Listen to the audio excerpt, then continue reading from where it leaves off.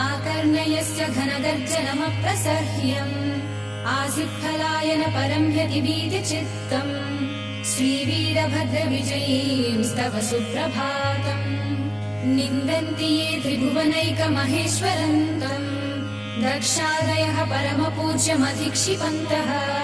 सर्वे हताः समरशूरत्वया कृतार्थ श्रीवीरभद्रविजयींस्तव सुप्रभातम्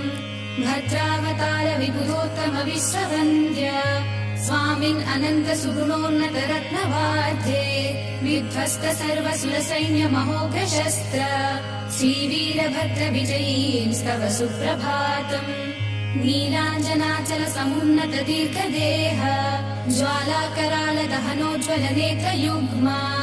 विध्वस्त गर्व रिपुवर्ग प्रपन्न कल्प श्रीवीरभद्रविजयींस्तव सुप्रभातम्।